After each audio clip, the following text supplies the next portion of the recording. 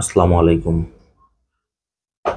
দর্শক, আপনারা ইতিমধ্যে হয়তো জানেন যে বিগত সময়ে শেখ হাসিনা কেন খালেদা জিয়াকে দেশের বাইরে চিকিৎসা নিতে যেতে দেননি। এটা নিয়ে অনেক আলোচনা রয়েছে, অনেক সমালোচনা রয়েছে। আওয়ামী লীগের পক্ষ থেকে বিভিন্ন যুক্তিতর্ক দেখানো হয়েছে এবং তার নামে মামলা মোকদ্দমা এইসব কিছুর একটা কারণ দেখিয়েছেন। সব মিলে কেন তাকে দেশের বাইরে চিকিৎসা নিতে যাওয়া হয়নি সেই ব্যাপারে কিন্তু বিস্তারিত ইতিমধ্যে আমরা একটা নিউজ পেয়েছি, যেটা প্রকাশ করেছে সাইফুজ্জামান সাগর, ফেস দ্য পিপলের যে কর্ণধার।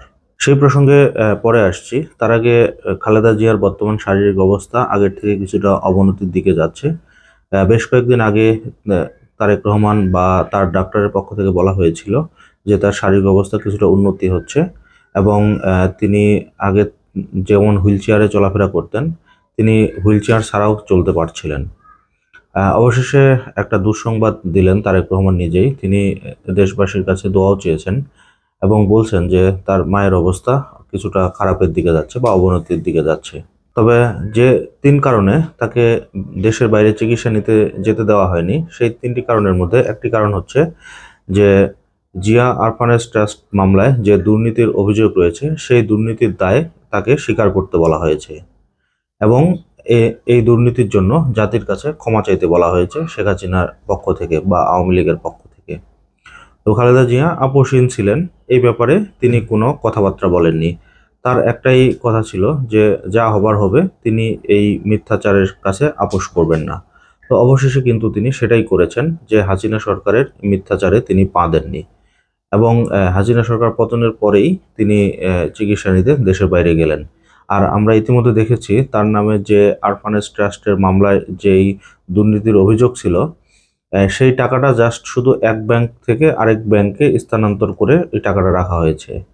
আর এটাই হাসিনা সরকার দেখিয়েছে যে খালেদা জিয়া 2 কোটি টাকা এতিমের আত্মসাৎ করেছিল।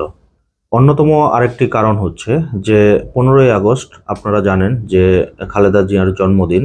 আর এই 15ই আগস্ট তো শেখ হাসিনাদের জন্য শোকের মাস।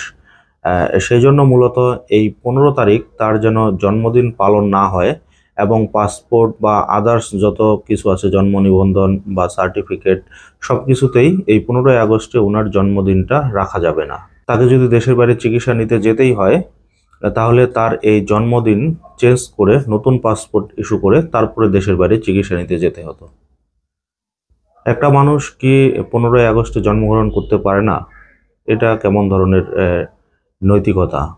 শেখ হাসিনা বিভিন্ন সময় তো আমরা দেখেছি তিনি কিভাবে এই খালেদা জিয়া পরিবারকে নিয়ে খারাপ মন্তব্য এবং নেগেটিভ মন্তব্য, এমন কোনো খারাপ কথা নেই যেটা তিনি তার পরিবারকে নিয়ে বলেননি।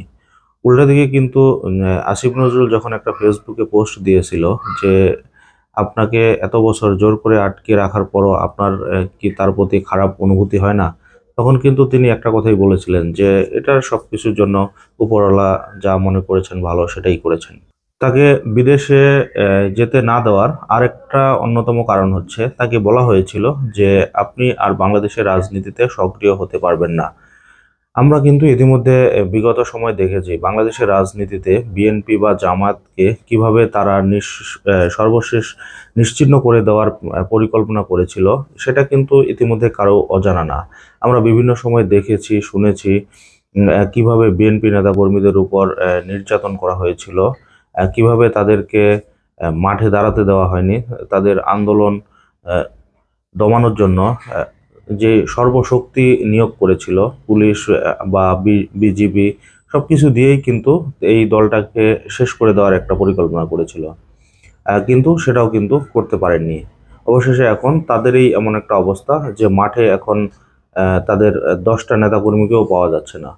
যে দু একজন, আজকে যদিও ওনাদের হরতাল ছিল, হরতালে আমরা কিন্তু সারা ঢাকা শহরে দেখলাম যে কোথাও কোনো মানুষ নেই। একটা ভিডিও দেখলাম, কালের কণ্ঠ প্রকাশ করেছে, সেখানে 10-12 জন ছেলে যারা মুখোশ পরে, মাস্ক পরে, কালো হুডি পরে, তারা হচ্ছে জয় বাংলা স্লোগান দিচ্ছে। এত ভীত সন্ত্রস্ত যে তারা প্রকাশ্যে স্লোগান দেওয়ারও সাহস পাচ্ছে না। তো মূলত এই 3 কারণেই খালেদা জিয়া দেশের বাইরে চিকিৎসা নিতে যেতে পারেননি। তবে তিনি যে আপোষহীন ছিলেন তার উদাহরণ তিনি দেখিয়ে গেলেন বাংলাদেশের মানুষকে। যে অন্যায়ের কাছে কখনোই তিনি আপোস করেননি। দর্শক, আজকের মতো এই পর্যন্তই। আল্লাহ হাফেজ।